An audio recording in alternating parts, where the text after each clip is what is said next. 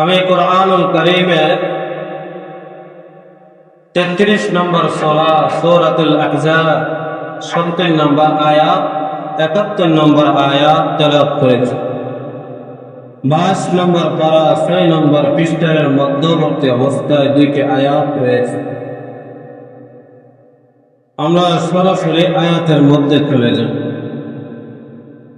আল্লাহ রাব্বুল আলামিন জানিয়ে দিলেন, ইয়া আইয়ুহাল্লাযীনা আমানু,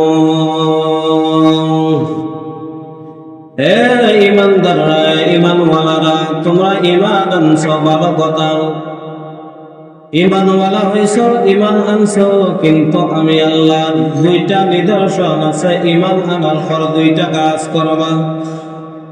ইয়া আইয়ুহাল্লাযীনা আমানু তাকুল্লাহ,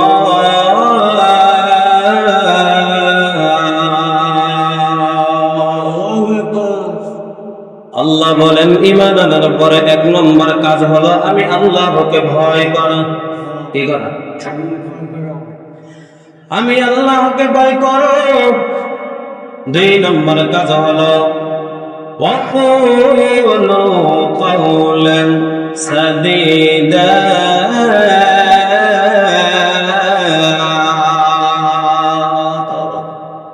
আল্লাহ বলেন তোমরা ঈমান আনছো, ঈমানওয়ালা হইছো, আমি আল্লাহকে ভয় করছো। তোমরা যারা ঈমান আনছো, আল্লাহকে ভয় করছো, 2 নম্বর কাজ হলো আমি আল্লাহর আইন অনুযায়ী তোমরা সত্য কথা বলো। কি কথা? আল্লাহ বলছেন তোমরা সত্য কথা বলো, সঠিক কথা বলো। আমরা দেখবেন অনেক মানুষ আছে সঠিক কথা যেই জায়গা বলার দরকার এই জায়গাটা সঠিক কথা বলে না, ঠিক না? সঠিক কথা তাদের মুখ দিয়ে আসে না, জবান দিয়ে আসে না। আল্লাহ নিজে জানিয়ে দিলেন আমি আল্লাহকে ভয় করার পর তোমরা 2 নম্বর কাজ হলো তোমরা সঠিক কথাগুলো বলো। আল্লাহ তাআলা আয়াতের মধ্যে সূরাতুল আহজাবের 71 নম্বর আয়াতের মধ্যে জানিয়ে দিলেন তোমরা যদি সত্য কথা বলো তোমাদের ফায়দা কি হবে। আল্লাহ জানিয়ে দিলেন ইউসলিহ লাকুম আ'মালাকুম ওয়া ইয়াগফির লাকুম যুনুবাকুম ওয়া মান ইউতি'ইল্লাহা ওয়া রাসূলাহু ফাকাদ ফাযা ফাওজান 'আযীমা।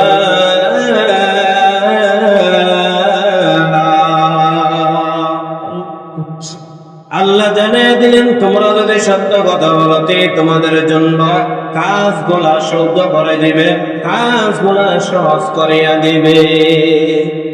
সত্য কথাদের বলছেন আল্লাহ কাজ কি করে দিবেন? সহজ করে দিবেন আর কাজগুলা শুদ্ধ করে দিবেন। 2 নম্বর, তোমরা যদি আল্লাহকে ভয় করো, সঠিক কথাগুলো যদি বলো, 1 নম্বর কাজগুলো সহজ করে দিবে। 2 নম্বর পুরস্কার আল্লাহ বলেন ওয়া ইয়াগফির লাকুম যুনুবাকুম, আমার আল্লাহ তোমাদের পাপগুলো maaf করে দিবে। তাহলে সত্য বলার দরকার আছে না নাকি? আল্লাহ নিজে বললেন সত্য বললে 2টা পুরস্কার। 1 নম্বর যত কাজ আছে সহজ করে দিবেন, 2 নম্বর আমাদের পাপ সমূহ মাফ করে দিবেন। তারপরে আল্লাহ জানিয়ে দিলেন মান ইউতি'ইল্লাহা ওয়া রাসূলাহু ফাকাদ ফাযা ফাওজান 'আযীমা।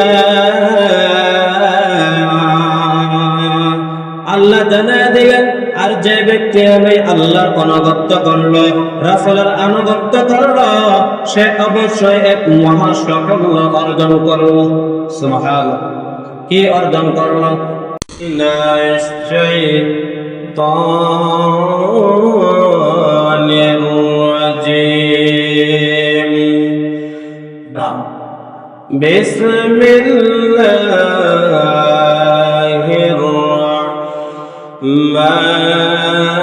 রহমানির রহিম। ইয়া আইয়ুহাল্লাযীনা আমানু তাকুল্লাহ, আমানু তাকুল্লাহ ওয়া وقولوا قولا سديدا يصلح لكم أعمالكم ويغفر لكم ذنوبكم ومن يطع الله ورسوله فقد فاز فوزا عظيما. وقال رسول الله صلى الله عليه وسلم والحياء شعبة من الإيمان أو كما قال عليه الصلاة والسلام. صدق الله العظيم وصدق رسوله النبي الكريم ونحن على ذلك لمن الشاهدين والشاكرين والذاكرين والحمد لله رب العالمين.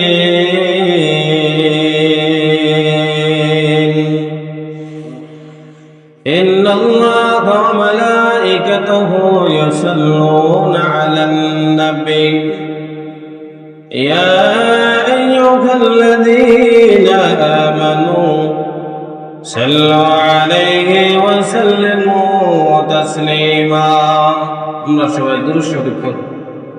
اللهم صل على محمد وعلى آل محمد كما صليت على إبراهيم وعلى آل إبراهيم إنك حميد مجيد. اللهم بارك على محمد وعلى آل محمد كما باركت على إبراهيم وعلى آل إبراهيم إنك حميد مجيد. السلام عليكم ورحمة الله وبركاته. আল্লাহ পাকের দরবারে অসংখ্য অগণিত শুকর ও সুজুদ যে আল্লাহ পাক অত্যন্ত দয়া করে মায়া করে মহব্বত করে ভালোবাসে। আল্লাহর ঘর মসজিদে আসার এবং বসার তৌফিক দিয়েছেন, তাই আমরা অন্তরস্থল থেকে মুহাব্বতে জুলুসে বলে আলহামদুলিল্লাহ। আজকে হলো জামাতুল আউয়ালের 2 তারিখ, আরবি মাসের 1447 হিজরি চলতেছে। আমি কুরআনুল কারীমের 33 নম্বর সূরা সূরাতুল আহজাব 70 নম্বর আয়াত 71 নম্বর আয়াত তেলাওয়াত করেছি। 22 নম্বর পারা 6 নম্বর পৃষ্ঠার মধ্যবর্তী অবস্থায় 2টি আয়াত রয়েছে। আমরা সরাসরি আয়াতের মধ্যে চলে যাব। আল্লাহ রাব্বুল আলামিন জানিয়ে দিলেন, ইয়া আইয়ুহাল্লাযীনা আমানু, হে ঈমানদাররা, ঈমানওয়ালারা, তোমরা ঈমান আনছো, ভালো কথা। ঈমানওয়ালা হইছো, ঈমান আনছো, কিন্তু আমি আল্লাহর 2টা নিদর্শন আছে। ঈমান আনার পর 2টা কাজ করবা। يا أيها الذين آمنوا اتقوا الله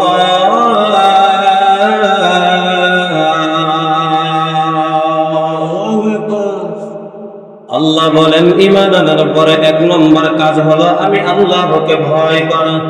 কি করা? আমি আল্লাহকে ভয় করো। 2 নম্বর কাজ হলো وقولوا قولا سديدا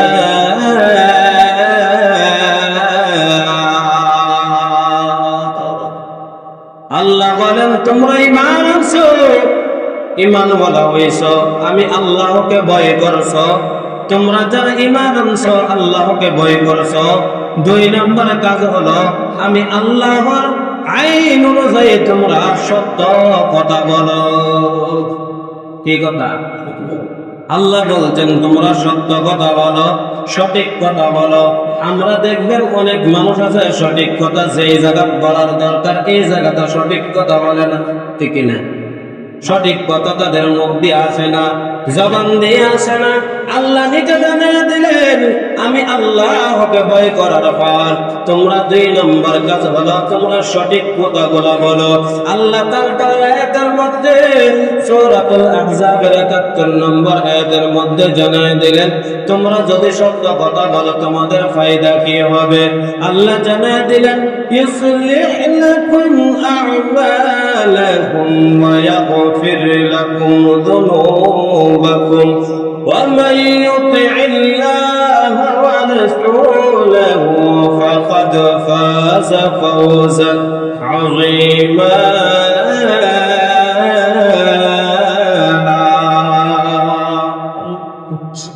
আল্লাহ জানিয়ে দিলেন তোমরা যদি সত্য কথা বলতে তোমাদের জন্য কাজগুলা সহজ করে দিবে, কাজগুলা সহজ করিয়া দিবে। সত্য কথাদের বলছেন আল্লাহ কাজ কি করে দিবেন? সহজ করে দিবেন আর কাজগুলা শুদ্ধ করে দিবেন। 2 নম্বর তোমরা যদি আল্লাহকে ভয় করো, সঠিক কথাগুলো যদি বলো 1 নম্বর কাজগুলো সহজ করে দিবে। 2 নম্বর পুরস্কার আল্লাহ বলেন ওয়া ইয়াগফির লাকুম যুনুবাকুম, আমার আল্লাহ তোমাদের পাপগুলো maaf করে দিবে। তাহলে সত্য বলার দরকার আছে না নাকি? আল্লাহ নিজে বললেন সত্য বললে 2টা পুরস্কার। 1 নম্বর যত কাজ আছে সহজ করে দিবেন, 2 নম্বর আমাদের পাপ সমূহ মাফ করে দিবেন। তারপরে আল্লাহ জানিয়ে দিলেন মান ইউতি'িল্লাহা ওয়া রাসূলাহু ফাকাদ ফাযা ফাওজান 'আযীমা। আল্লাহ জানিয়ে দিলেন আর যে ব্যক্তি আমি আল্লাহর আনুগত্য করলো, রাসূলের আনুগত্য করলো, সে অবশ্যই এক মহা সাফল্য অর্জন করলো। সুবহানাল্লাহ। কি অর্জন করলো? মহা সাফল্য। সবথেকে বড় বিশ্বের ভিতরে যত সফলতা আছে আল্লাহ জানিয়ে দিলেন সবথেকে বড় সফলতা অর্জন করলো, সবথেকে দামি সফলতা অর্জন করলো। বলে সফলতা কি? বলে দুনিয়া শান্তি আখিরাতে মুক্তি। এর থেকে সফল আর দুনিয়াতে কিছু হতে পারে? এক জায়গায় সফলতা পারে। দুনিয়াতে যারা শান্তি থাকে আর আখিরাতে যারা মুক্তি পাবে তাদের থেকে সফল পৃথিবীর জমিনে আখিরাতে আর কেউ থাকবে না। আমরা দেখবেন অনেকে শান্তি খুঁজি, আল্লাহ বলে না বান্দা শান্তি খুঁজতে হলে তোমরা আমি আল্লাহর আনুগত্য করতে হবে, রাসূলের আনুগত্য করতে হবে, তাহলে তোমরা মহা সাফল্য অর্জন করতে পারবে, তোমরা সবচেয়ে বড় সাফল্য অর্জন করতে পারবে। তাহলে বলেনটা আমাদের সাফল্য অর্জন করার দরকার আছে না নাই? তাহলে কি করতে হবে? 1 নম্বর আল্লাহকে ভয় করতে হবে। কয় নাম্বার? আল্লাহকে ভয় করতে হবে। 2 নম্বর সঠিক কথা বলতে হবে। আল্লাহ 2টার পরে বলে দিলেন তোমরা 2টা কাজ করলে আমি আল্লাহ 2টা পুরস্কার দেব। সব কাজ আমি সহজ করে দেব, সব কাজ আমি শুদ্ধ করে দেব। 2 নম্বর আমি আল্লাহ তোমাদের পাপ সমূহ মাফ করে দেব। 3 নম্বর আমি রাসূলের আনুগত্য, আল্লাহর আনুগত্য, রাসূলের আনুগত্য করলে বিশ্বের ভিতরে দুনিয়ার ভিতরে সবথেকে বড় সাফল্য আমার আল্লাহ অর্জন করে দিবে। দরকার আছে না নাই? আল্লাহ রাসূল সাল্লাল্লাহু আলাইহি ওয়াসাল্লাম তারপরে জানিয়ে দিলেন আমাদের এখন এলাকার দিকে তাকাইলে লজ্জা শরম বলতে এখন কিছু নাই। ঠিক লজ্জার কিছু আলোচনার দরকার আছে। অনেকের দিকে তাকাইলে বোঝা যায় লজ্জা শরম কি নিজেও চিনে না, জানেও না। এলাকার ভিতরে এমন ভাবে চলবে বোঝা যায় তার মধ্যে আর পুকুরের মধ্যে কোনো পার্থক্য নাই, ঠিক না? এরকম লোক আছে নেই?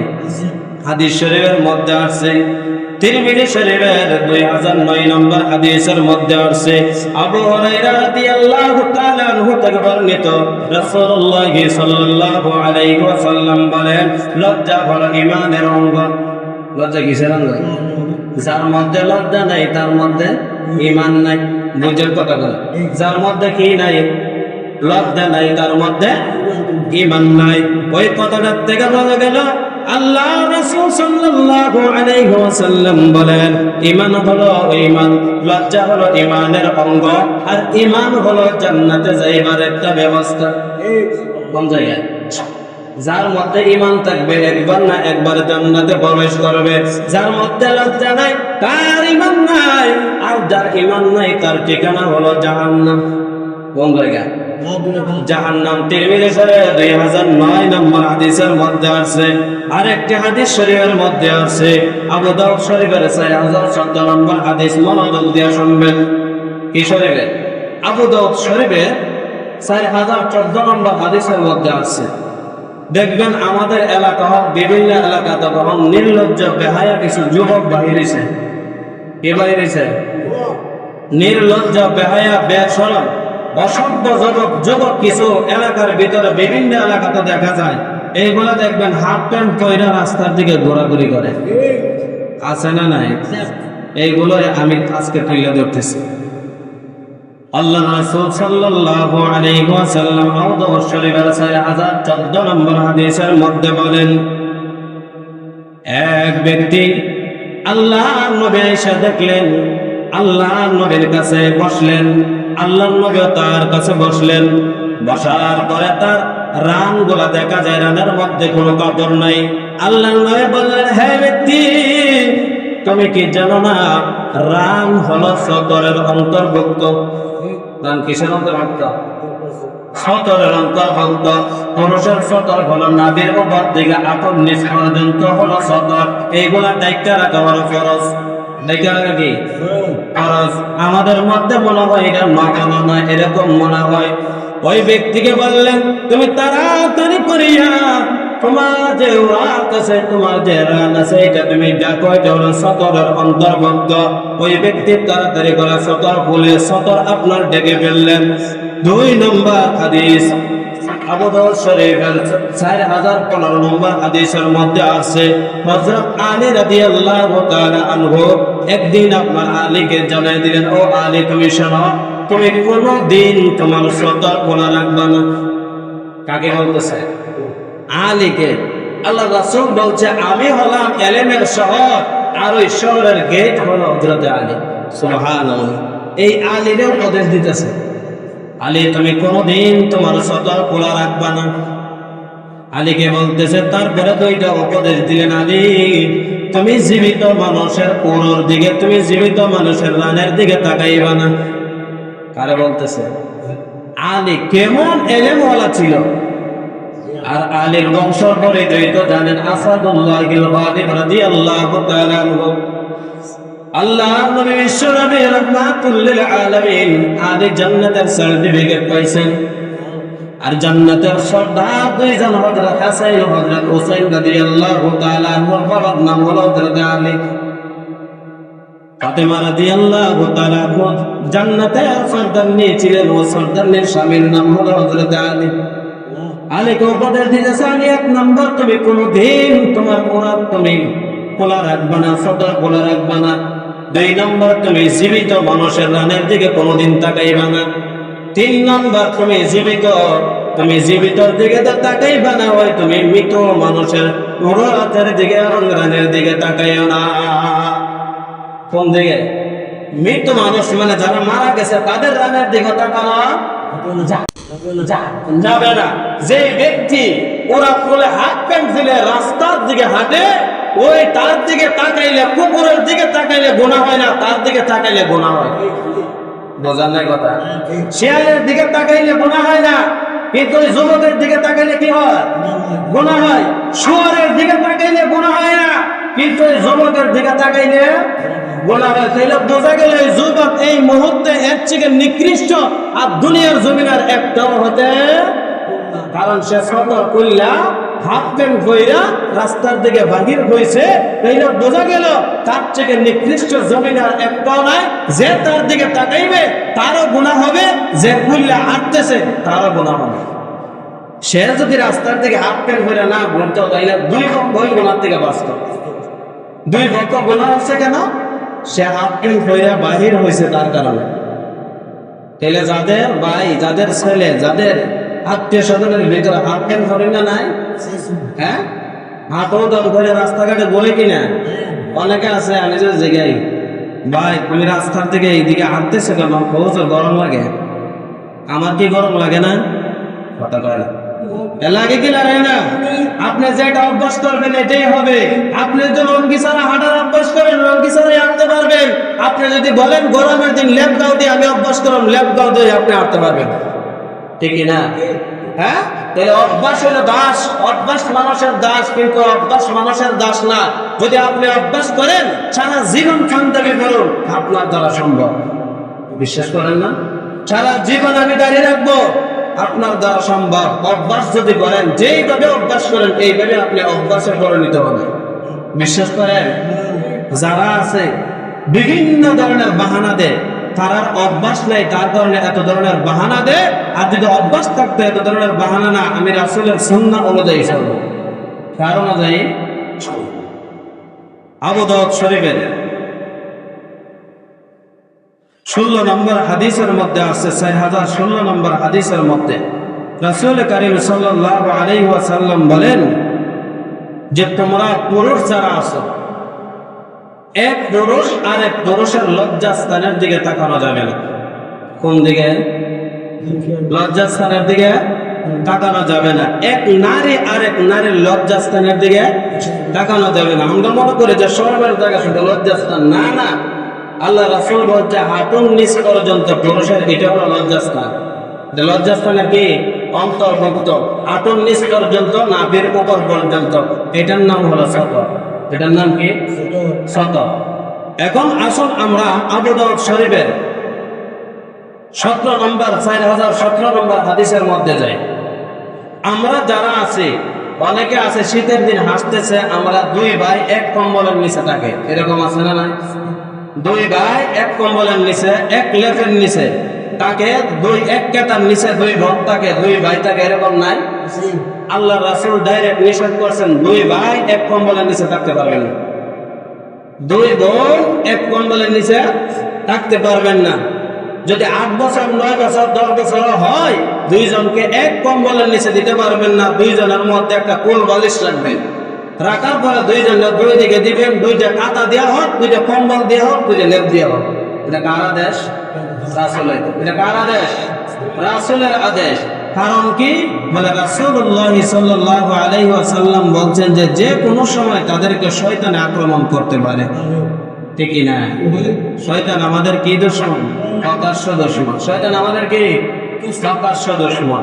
এইগুলো মনে রাখবেন। রাসূলুল্লাহ সাল্লাল্লাহু আলাইহি ওয়াসাল্লাম তারপরে বলেন, আবু দাউদ শরীফের 4018 নম্বর হাদিস, যে তোমরা ঘুমানোর সময় এক অপরের সাথে, পুরুষ হোক এবং নারী হোক, এক অপরের সাথে থাকবা না যদি স্বামী স্ত্রী না হয়। কি স্ত্রী না হয়? স্বামী স্ত্রী না হয়। আর যদি তোমাদের অবৈধ সম্পর্ক হয়ে থাকে তাহলে তোমরা একে অপরের সঙ্গে থাকবা না। আর তোমরা যদি থাকো তাহলে তোমরা জিনায় লিপ্ত হতে পারো। কিসের মধ্যে? জিনায় লিপ্ত হতে পারো। তারপরে আবু হুরায়রা রাদিয়াল্লাহু তাআলা আনহু থেকে বর্ণিত, রাসূলুল্লাহ সাল্লাল্লাহু আলাইহি ওয়াসাল্লাম জানায়া দিলেন, এমন আল্লাহ রাসূল সাল্লাল্লাহু আলাইহি ওয়াসাল্লামের লজ্জা এমন ছিলেন, মেরাজের রাতে যখন আল্লাহ রাসূল সাল্লাল্লাহু আলাইহি ওয়াসাল্লাম মেরাজে গেলেন, আমাদের জন্য কয় ওয়াক্ত নামাজ নিয়ে আসছিলেন? কয় ওয়াক্ত?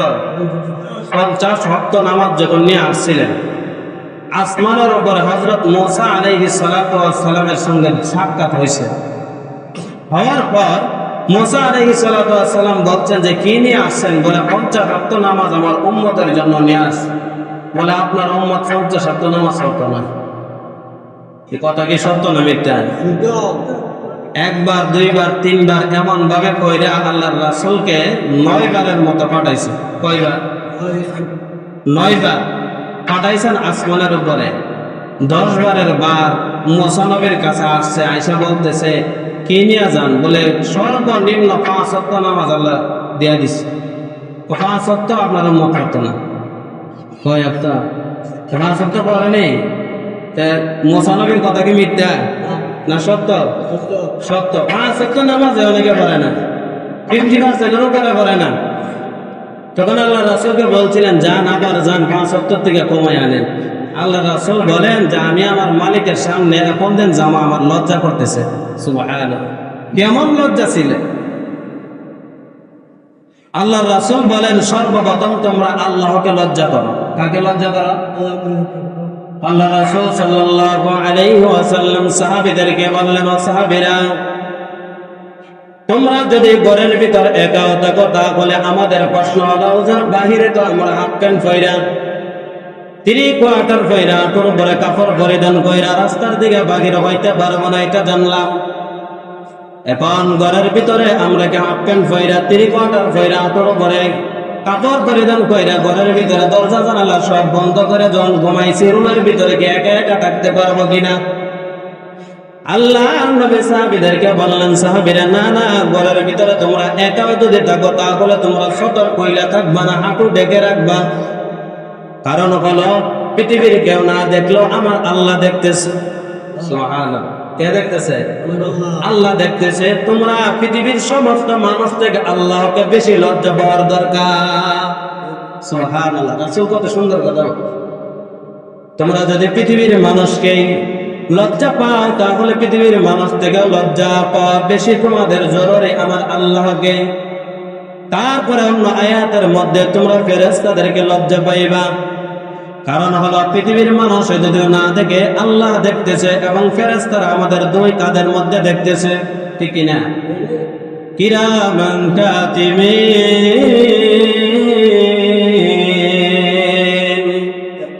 আল্লাহ পাক 2 ফেরেশতা আমাদের 2 কাঁধের মধ্যে দিয়ে রাখছে। পৃথিবীর কেউ না দেখলেও 2 ফেরেশতা আমাদেরকে দেখতেছে। যদি এমন হারাম হয় আমাদের সদর কুলিয়া যায় তাহলে পৃথিবীর কাউকে লজ্জাও যদি না করে আমরা ফেরেশতাদেরকে লজ্জা করার দরকার। কারণ হলো পৃথিবীর মানুষে দেখে না আমাদেরকে 2 ফেরেশতা 2 কাঁধের দেখতেছে, আর আমরা লজ্জা করার দরকার। ওইটা যদি আমার মধ্যে থাকে, দেখবেন অনেক অভ্যাস হয়ে গেছে, লঙ্গি যদি হাঁটুর উপরে ওঠে পুরা ঘুম থেকে আপনার জাগ্রত হইয়া ওই হাঁটু পড়না না পর্যন্ত ঘুমাই ধরে না। এরকম লোক আছে না? নাই, ঘুম হয় না। কারণ হলো তার অভ্যাস হয়ে গেছে হাঁটুর নিচে কাপড় রাখতেই হবে। আর অনেক আছে অভ্যাস হয়ে গেছে টাকনোর নিচে লঙ্গি না গেলে লঙ্গি বলে হরাই ভাল লাগে না। এরকম আছে না? নাই, লঙ্গি মানে টাকনোর নিচে কাপড় ভরা হলো পুরুষদের জন্য হারাম। পুরুষদের জন্য কি? পুরুষদের জন্য হারাম। আমাদের এমন কিছু পুরুষ আছে টাকনুর নিচে লঙ্গি পরে, টাকনুর নিচে প্যান্ট পরে, এরকম আছে না? নাই। রাসূল কারীম সাল্লাল্লাহু আলাইহি ওয়াসাল্লাম বললেন 3 শ্রেণী ব্যক্তিকে হাসরের ময়দানে পবিত্র করবেন না, তাদের দিকে তাকাবেন না, তাদেরকে পবিত্র করবেন না। তার মধ্যে এক শ্রেণী হলো যারা টাকনুর নিচে কাপড় পরিধান করে। ওই ব্যক্তিকে হাসরের ময়দানে তাদের দিকে তাকাবেন না, পবিত্র করবেন না, তাদের দিকে নজর দিবেন না। কত বড় একটা কথা! আল্লাহ যদি নজর না দেয়, আল্লাহ যদি না তাকায়, পবিত্র না করে, বলুন তো সে কি মাপ পাইবে? সে কি জান্নাতে যাইতে পারবে? তাহলে আজকের থেকে অভ্যাস করেন, আপনি যদি টুপিটা আপনার মাথায় না লাগে তাহলে এই টুপিটা কেউ কিনে টুপি মাথার যদি না লাগে, ভালো করে যদি ফিটফাট হয়ে না লাগে, টুপি কেউ কিনে। কারণ কি? আমার মাথাত লাগছে না।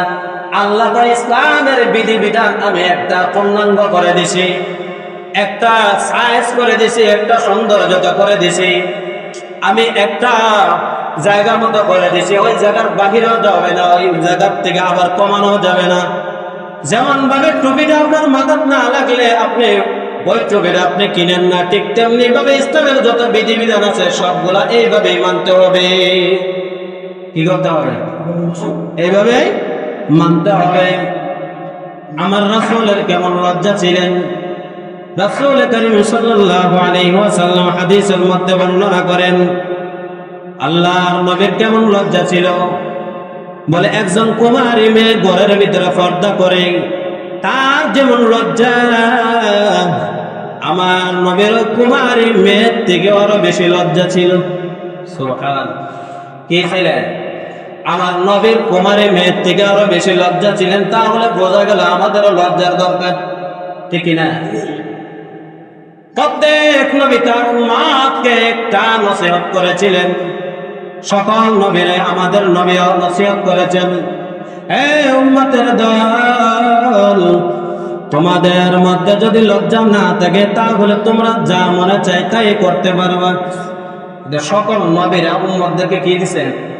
নসিহত করেছিলেন, তাদেরকে বুঝিয়েছিলেন তোমাদের মধ্যে যদি লজ্জা না থাকে যা মনে চায় তাই করতে পারবা। এই জামানাতে এসে আমরা বুঝলাম যে যুবকরা হাফ প্যান্ট পরে বাড়ির থেকে বাহির হয়, ওই যুবকরা এই সমাজের, এই দেশের সবথেকে বড় নির্লজ্জ বেহায়া বেশরম, ঠিক না? তাদের লজ্জা শরম বলতে কিছু নাই।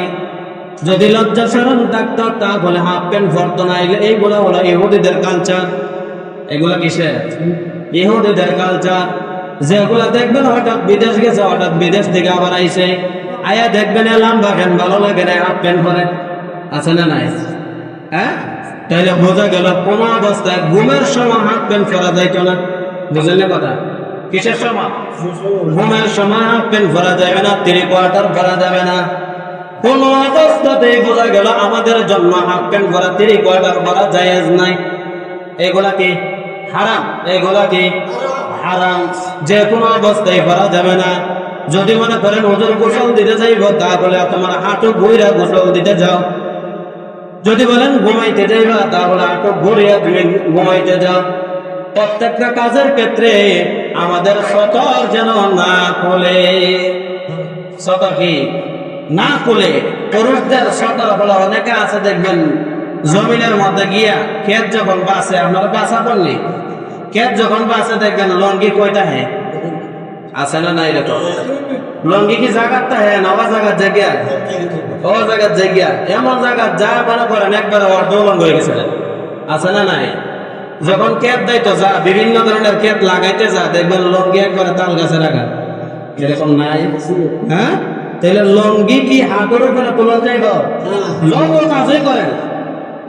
রাসূল কারীম সাল্লাল্লাহু আলাইহি ওয়াসাল্লাম রাস্তার দিকে হাঁটতেছেন, এক ব্যক্তি গোবরের বার নিয়ে অন্য জায়গায় নিয়ে ফালাইতেছে।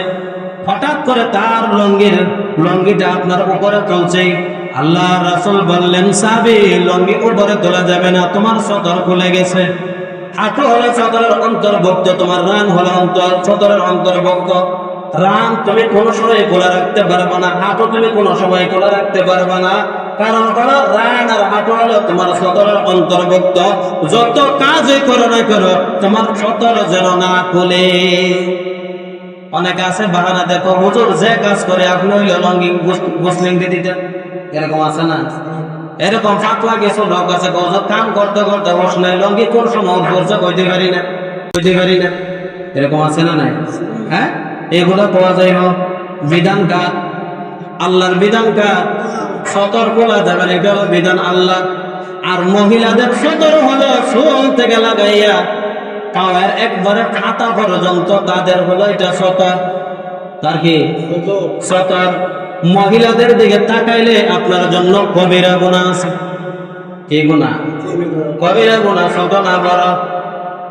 যে নারী সতর খুলবে মাথার চুল থেকে লাগাইয়া কয়েকতলা পর্যন্ত, কোন একটা অঙ্গ যদি পুরুষে দেখে তার যতটুকু গুনাহ হবে, যে নারী দেখাইছে এই নারীর আরো বেশি গুনাহ হবে। একজন পুরুষ যদি হাফ প্যান্ট পরে রাস্তার দিকে হাঁটে, যে ব্যক্তি দেখছে এই ব্যক্তিরও গুনাহ হইতেছে, যে ব্যক্তি আপনারা কইলা হাঁটতেছে ওই ব্যক্তিরও গুনাহ হইতেছে। তাহলে বোঝা গেল যে ব্যক্তি সুযোগ দেয় এই ব্যক্তির বেশি গুনাহ হবে। মহিলারা এমন জায়গা যাইতে পারবে না যে জায়গা থেকে যদি আপনি কাজ করেন, যে জায়গা বসে আপনি কাজ করবেন, ওই জায়গা যদি আপনি পর পুরুষ অন্য জায়গা থেকে দেখতে পারে, এমন জায়গা কাজ করা আপনি সুযোগ দিয়েছেন। আপনি কি দিচ্ছেন? আরে পুরুষ 2 মাইল দূর থেকে আপনারা দেখতে পারে, তাকায় রয়েছে, আপনি সুযোগ দেওয়ার কারণে সে তাকায় রয়েছে। যদি আপনি দেখা করতেন না, সুযোগ না দিতেন, এমন জায়গা না বসতেন, অন্য জায়গা থেকে দেখা যায়, তাহলে আপনারও গুনাহ হইতো না, এই পুরুষের গুনাহ হইতো না। ঠিক না? আমরা তো বুঝি না সহজ ভাবে।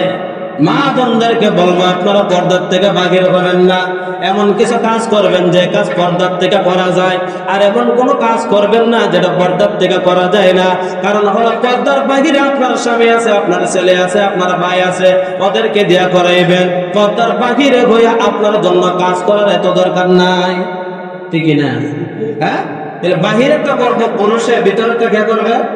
নারীরা। এমন কাজ করবে যেন তাদের সতর তারা ডাইকা রাখতে পারবে, আর অন্য পুরুষদেরকে যেন গুনাহগার না বানাইতে পারে। কি না বানাইতে পারে? গুনাহগার। আমরা তো অনেকে আছি, যারাই আছে আমাদের বিবিদেরকে পর্দা করানো হিংসা কি করে গো? অনেকে রাজি হয় না, হুজুর যদি পর্দা করে তো ছাগল রাখবে কেটা? নাই, এরকম নাই। গরু রাখবে কেটা? গরু ঘাস কাটবে কেটা? হ্যাঁ, তারপরে সদা দিব কেটা? বিভিন্ন ধরনের কাজ করবো কেটা? পর্দার দরকার নাই, আমার এই কাজ করে গেল। এরকম আছে না নাই? দুনিয়াতে নামলে কাজ করে গেলেন, কিন্তু আখেরাতে আপনি বাঁচতে পারতেন না। বিশ্বাস করেন, আখেরাতে কি করতে পারতেন না? বাঁচতে পারবেন না। এটা লেখা রাখেন। কেন? দুনিয়াতে মানুষ যতই শান্তি খুঁজক না কেন, আল্লাহ যদি শান্তি না দেয় কোনো মানুষ শান্তি পাবে না।